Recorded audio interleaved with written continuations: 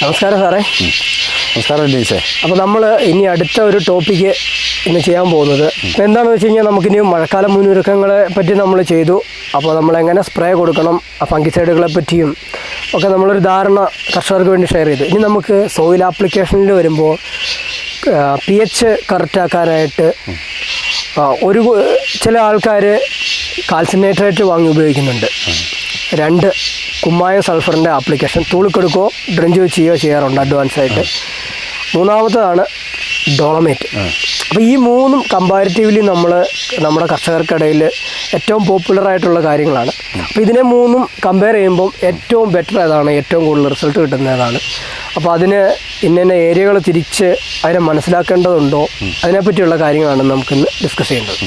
ഇനീസെ, നമുക്ക് ശ്രദ്ധിക്കേണ്ട കാര്യം കാൽസ്യം നൈട്രേറ്റ് പറയുന്നുണ്ട്. കാൽസ്യം നൈട്രേറ്റ് നമ്മുടെ ആൾക്കാരിലെല്ലാം എന്ന് വെച്ചാൽ തെറ്റായിട്ടുള്ള പല ധാരണയുണ്ട്.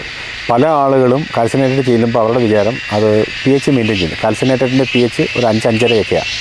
അത് pH മെയിൻറ്റെയിൻ ചെയ്യാനുള്ള സാധനമല്ല. ഏതെങ്കിലും സമയത്ത് അതിൻ്റെ കാൽസ്യം ഉപയോഗപ്പെട്ടേക്കാം. അപ്പോൾ ആ കാൽസ്യം നൈട്രേറ്റ് pH ഇൻക്രീസ് ചെയ്യാനായിട്ട് ഉപയോഗിക്കാൻ പറ്റുന്നൊരു സാധനമല്ല അത്. പിന്നെ നമ്മുടെ ആൾക്കാരെല്ലാം ചെയ്യുന്നുണ്ട് കുമ്മായം, മഗ്നീഷ്യം, സൾഫർ എന്നും പറഞ്ഞു. അതും തെറ്റായിട്ടുള്ള കാര്യമാണ്. അതായത് അതോടെ പറയാം, കുമ്മായം അത് കലക്കി ഒഴിക്കുക കേട്ടോ. കുമ്മായം, മഗ്നീഷ്യം എന്ന് വെച്ചാൽ ഫെർട്ടിലൈസറാണ്, അസിഡിക് ആണ്. അപ്പോൾ അതിനോട് ചേർക്കരുത്. പിന്നെ സൾഫർ എന്ന് പറഞ്ഞു കഴിഞ്ഞാൽ അത് അസിഡിക് എന്ന് പറയുന്നെങ്കിലും ശരിക്കും ഒരു 6 മേളിലൊക്കെയാണ് പല സമയത്തും അതിൻ്റെ pH വരുന്നത് നമ്മൾ ഉപയോഗിക്കുന്ന സൾഫറിൻ്റെ. അപ്പോൾ അതിനെ നമുക്ക് ആൽക്കലൈനായിട്ട് കൂട്ടണം എന്നല്ല, അങ്ങനെ തന്നെ ഗണിക്കാവുന്നതാണ്. ടെസ്റ്റ് ചെയ്ത് നോക്കാൻ മനസ്സിലാവുന്നതാണ്. കുമ്മായവും സൾഫറൂടെ നമുക്ക് കലക്കി ഒഴിക്കാം. അല്ലെങ്കിൽ നമുക്ക് ഇട്ട് പോകുന്നതിനകത്ത് വേറെ കുഴപ്പം കൊണ്ടുണ്ട്. ഈ സൾഫറും കുമ്മായോടെ മിക്സ് ചെയ്ത് കഴിഞ്ഞാൽ പുഴയാനും കുറച്ച് കഴിഞ്ഞാൽ തീ പിടിക്കാനും സാധ്യതയുണ്ട്. അപ്പോൾ അത് ശ്രദ്ധിക്കേണ്ട കാര്യമാണ്. നമ്മൾ ചെയ്യേണ്ടതെന്ന് വെച്ചാൽ കുമ്മായം, മഗ്നീഷ്യം, സൾഫർ ഒഴിച്ചു പോകുന്നുണ്ട്. ശരിക്കും അത് നല്ല പ്രാക്ടീസൊന്നും അല്ല, നമ്മൾ എളുപ്പത്തിന് ചെയ്യുന്നേ ഉള്ളൂ. കുമ്മായം തനിച്ച് കൊടുക്കാം. പിന്നെ നമുക്ക് ചെയ്യാൻ പറ്റുന്നതാണ്, ഈ നമ്മൾ ചെയ്യുമ്പം എന്തെങ്കിലും ഉപയോഗിക്കുന്നവർക്കും ചെടിക്കും വലിയ പരിക്കില്ലാതെ ചെയ്യുന്ന ഡോളോമേറ്റ്. പക്ഷേ ഡോളോമേറ്റ് എന്നുള്ളത് നേരത്തെ നമുക്ക് ലഭ്യമായിരുന്നു. ഇപ്പം വരുന്ന പല സാധനങ്ങളും നമ്മൾ ഉദ്ദേശിക്കുന്ന ക്വാളിറ്റിയിലുള്ളതല്ല. നമുക്ക് കിട്ടുന്ന വെറും പാറപ്പൊടിയൊക്കെയാണ്. അത് കൃഷിക്കാർ പറ്റിക്കപ്പെടും. അപ്പോൾ നമ്മൾ ശ്രദ്ധിക്കേണ്ടതെന്ന് വെച്ച് കഴിഞ്ഞാൽ ഡോളോമേറ്റ് എപ്പോഴും നല്ലതാണ്. നല്ല ഡോളോമേറ്റ് ലഭ്യമാണ്.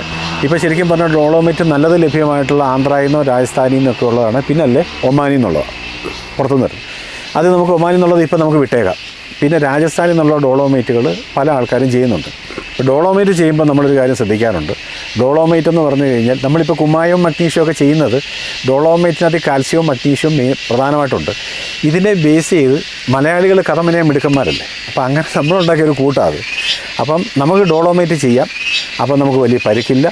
അതിന് ശ്രദ്ധിക്കേണ്ട കാര്യം, ഒന്ന് നമ്മൾ ഉപയോഗിക്കുന്ന ഡോളോമേറ്റിൽ കാൽസ്യത്തിൻ്റെയും മഗ്നീഷ്യത്തിൻ്റെയും നല്ല പെർസെൻറ്റേജ് വേണം. ഏകദേശം കാൽസ്യം എന്ന് പറഞ്ഞാൽ കാൽസ്യം ഓക്സൈഡോ കാൽസ്യം കാർബണേറ്റോടെ ചേർന്ന് കഴിഞ്ഞാൽ ഒരു 80% കിട്ടുന്ന കാൽസ്യത്തിൻ്റെ അളവ് കിട്ടുവാണെങ്കിൽ നല്ല ഡോളോമേറ്റാണ്. പിന്നെ മഗ്നീഷ്യം ഒരു 15% മേളിൽ, ചിലതിന് 19-20% വരുന്നുണ്ട്. കൂടാതെ ഇതിനകത്തിൽ സിലിക്ക, അയണ്, അങ്ങനെ കുറേ സാധനങ്ങളൊക്കെ വരുന്നുണ്ട്. അതൊന്നും നമ്മൾ നോക്കണ്ട. നമുക്ക് മെയിനായിട്ട് വേണ്ടുന്നത് കാൽസ്യവും മഗ്നീഷ്യവുമാണ്. അത് കിട്ടുന്നതാണ്. പിന്നെ മെഷ് ശ്രദ്ധിക്കണം. മെഷെന്ന് പറഞ്ഞു കഴിഞ്ഞാൽ ഒരു 300 മേളിൽ മെഷ് വരും. അവർ 500 മെഷ് ഉണ്ടെന്നുണ്ടെങ്കിൽ നമ്മളിട്ടാൽ, നമ്മളീ പറഞ്ഞ ഫെർട്ടിലൈസർ ആപ്ലിക്കേഷൻ വരുവാണെങ്കിൽ 1 മാസം കൊണ്ട് നമുക്കതിൻ്റെ ഗുണം കിട്ടും. അപ്പം അത് നമ്മൾ വെതറി പോവുക, ഇടേണ്ട കാര്യമൊന്നുമില്ല. പിന്നെ നമ്മളിപ്പം വെതറി പോവുകയാണെന്നുണ്ടെങ്കിൽ ഉപയോഗിക്കുന്നവർക്കും ചെടിക്കും നമുക്ക് പറഞ്ഞ ദൂഷ്യഫലങ്ങളൊന്നും ഉണ്ടാക്കാത്ത സാധനങ്ങളാണ്. ഇപ്പോൾ ഡോളോമേറ്റ് നമുക്ക് കിട്ടുകയാണെന്നുണ്ടെങ്കിൽ ഉപയോഗിക്കാം. അപ്പോൾ പലതും ഞാൻ പറഞ്ഞില്ല, മുൻപ് നമുക്ക് ഒത്തിരി അനുഭവങ്ങളൊക്കെ ഉണ്ട്. ഡോളോമേറ്റ് മേടിച്ചത് വെറും പാറപ്പൊടിയായിരുന്നു. ഇപ്പോൾ കിട്ടുന്നുണ്ട് കേട്ടോ, രാജസ്ഥാനിൽ നിന്ന് വരുന്ന നല്ല ഡോളോമേറ്റ്. പക്ഷേ ഈ രാജസ്ഥാനിൽ നിന്നാണ് വരുന്നതെങ്കിൽ പോലും അതിൻ്റെ ഒരു കൃത്യമായ പെർസെൻറ്റേജ് കർഷകർക്ക് കിട്ടുന്ന ഒരു ഡോളോമേറ്റ് ആണെന്ന് എങ്ങനെ മനസ്സിലാക്കാൻ സാധിക്കും? ഇപ്പോൾ ഡോളോമേറ്റ് വരുമ്പോഴത്തേക്കും ഏകദേശം ഡോളോമേറ്റിൽ നമ്മൾ ഇടുക്കിയിലെ ആൾക്കാർക്കെല്ലാം അറിയാം. അപ്പോൾ ആ ഡോളോമേറ്റ് പൗഡറാണോ എന്ന് നോക്കുക.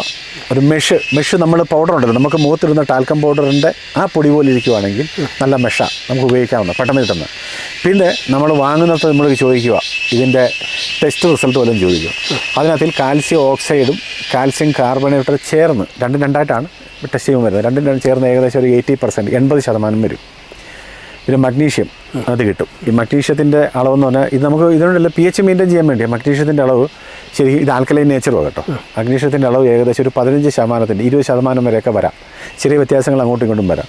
പിന്നെ അതിനകത്ത് സിലിക്കയുണ്ട്, ഒരു 3-4% സിലിക്ക.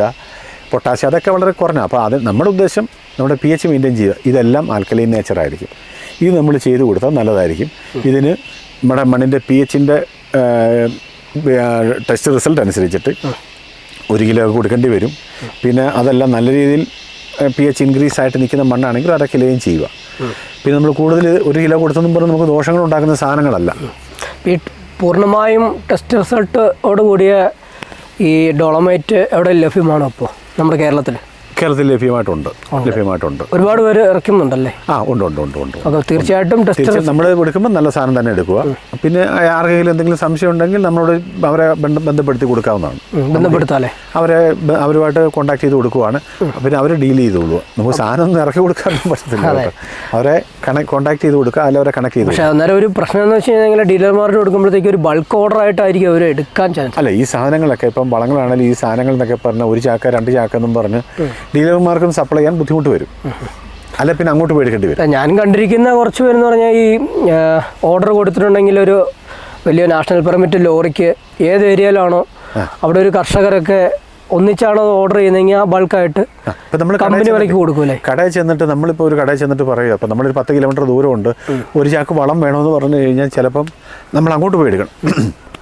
നമുക്ക് അതല്ല 10-20 ചാക്കൊക്കെ എന്ന് പറഞ്ഞാൽ ചിലപ്പോൾ അവർ എത്തിച്ച് തന്നേക്കും. അപ്പോൾ അതുകൂട്ട് എത്താനുള്ള ബുദ്ധിമുട്ട് അത് എവിടെ നമ്മൾ പരിഗണിക്കണം. അപ്പോൾ ഡയറക്റ്റ് കമ്പനിയിൽ നിന്നാകുമ്പോൾ ബൾക്ക് ഓർഡറേ സ്വീകരിക്കത്തുള്ളൂ. അങ്ങനെ വരത്തുള്ളൂ, അങ്ങനെ ചെയ്യാൻ പറ്റത്തുള്ളൂ. അല്ലാതെ നമ്മളിപ്പം നമ്മുടെ ഈ ഇടുക്കിയിലുള്ള ആൾക്കാരെ കണ്ടുപിടിച്ച് സപ്ലൈ ചെയ്യുന്നൊക്കെ വലിയ പാടാണ്. ഓക്കെ. അപ്പോൾ അങ്ങനെ ഉണ്ടെന്നുണ്ടെങ്കിൽ സാറിപ്പോൾ ഇങ്ങനെ ഡീലർമാരെ നമ്മുടെ ഉണ്ടെങ്കിൽ നമുക്ക് കോൺടാക്ട് ഡീലർമാരുണ്ടെങ്കിൽ അവർ ബന്ധപ്പെടുവാണെങ്കിൽ നമുക്ക് അവരുടെ നമ്പർ കൊടുക്കാം, അവർ തന്നെ ഡീൽ ചെയ്യും. തീർച്ചയായിട്ടും സർട്ടിഫൈഡ് ആയിട്ടുള്ള ഒരു കോപ്പിയും കർഷകർക്ക് കൊടുക്കാൻ ടെസ്റ്റ് റിസൾട്ടൊക്കെ മേടിച്ച് ചെയ്യുന്നതായിരിക്കും നല്ലത്. ഈ എവിടെങ്കിലും എന്തെങ്കിലും സാധനം ഉണ്ടെന്ന് പറഞ്ഞാൽ ചെയ്യാൻ പോവാതെ ടെസ്റ്റ് റിസൾട്ട് ഉണ്ടെങ്കിൽ നമുക്ക് എന്ത് ഒരു ചെറിയ പ്രശ്നം വന്നാൽ പോലും നമുക്കത് കയ്യിലുള്ളത് നല്ലതാണ്. അല്ലെ, നമുക്കത് വേണം. അത് തന്നെയല്ലേ ഡീലർമാർക്കും അവർക്കും ഒരു ഗ്യാരണ്ടി വേണമല്ലോ. അവരും നാളെ മുന്നോട്ട് പോകേണ്ടവരല്ലേ. അല്ലെ കൃഷിക്കാർക്കാണെങ്കിലും ഗുണം കിട്ടണമല്ലോ. ഇതെല്ലാം നോക്കണം, എല്ലാവരുടെയും സേഫ്റ്റി ചെയ്തുകൊണ്ട് ചെയ്യണം. നമ്മൾ ചുമ്മാ ഉത്സവ കച്ചവടം ആവരുത്. GST ബില്ല് ഉൾപ്പെടെ നമ്മൾ കച്ചവടം ചെയ്തു പോകുന്നു, പിന്നെ അതിന് ഉത്തരവാദിത്വം ആർക്കും ഇല്ലാതെ ആവരുത്. അതെ. അപ്പോൾ ഒരുപാട് സാറേ, അപ്പോൾ നമുക്കിപ്പോൾ കമ്പാരിറ്റീവ്ലി ഡോളമൈറ്റ് ആണ് കുറച്ചുകൂടെ. ഡോളമൈറ്റ് നമ്മൾ ഞാൻ പറഞ്ഞില്ല, കുമ്മായം ചെയ്യുമ്പോൾ ഈ മഗ്നീഷ്യം ചേർക്കരുത്. പിന്നെ നമ്മൾ ചെയ്യുമ്പോൾ ഉള്ള അപകടമുണ്ട്, ചെയ്യുന്നവരുടെ കൈ പൊട്ടും കാല് പൊട്ടും ഇങ്ങനെ കാര്യങ്ങളൊക്കെ ഉണ്ട്. അപ്പോൾ നല്ല ഡോളമൈറ്റ് കിട്ടുവാണെങ്കിൽ അത് ചെയ്ത് 1 കിലോ ഒക്കെ ചെയ്താൽ നല്ലതായിരിക്കും കേട്ടോ. ഓക്കെ. അപ്പോൾ നമുക്ക് കുമ്മായം അപ്ലൈ ചെയ്യുന്നതിനും തെറ്റില്ല, കാരണം ശ്രദ്ധിച്ച് ചെയ്യണം. ഉപയോഗിക്കുന്നവരുണ്ട്. പിന്നെ ഈ കുമ്മായം ഉള്ളിൽ പോകുമ്പം കൃത്യമായിട്ട് കുമ്മായമൊക്കെ ഉപയോഗിക്കുന്നവരുണ്ടെങ്കിൽ വൈകുന്നേരങ്ങളിൽ പഴങ്ങളൊക്കെ കഴിച്ചാൽ നല്ലതായിരിക്കും. കുമ്മായത്തിൻ്റെ അതായത് മൂക്കിപ്പോവും. അല്ലെങ്കിൽ മാസ്ക് ശരിക്കും പറഞ്ഞാൽ സേഫ്റ്റി പ്രിക്കോഷൻ നമ്മൾ കൃത്യമായിട്ട് ചെയ്യണം. നമ്മുടെ ആൾക്കാരൊന്നും നമ്മൾ പറഞ്ഞാലും അവർ ചെയ്യാറില്ല. അപ്പോൾ കുറച്ച് പൊടിയൊക്കെ ഉള്ളിൽ പോകാൻ സാധ്യതയുണ്ട്. അപ്പോൾ ഇനിയും ഡോളോമൈറ്റ് ഇട്ടാൽ പോലും മാസ്ക് ഒക്കെ വെക്കുക, കയ്യോറൊക്കെ ധരിക്കുന്നത് നല്ലതായിരിക്കും. അത് അത്യാവശ്യമുള്ള കാര്യമാണ്. ഓക്കെ, ഒരുപാട് നന്ദി സാറേ. അപ്പോൾ നമുക്ക് ഈ ഒരു pH കൺട്രോൾ ചെയ്യാനുള്ള ഒരു മാർഗ്ഗങ്ങളെ പറ്റി പറഞ്ഞു തന്നതിൽ. ഓക്കെ. Thank you Dinesh.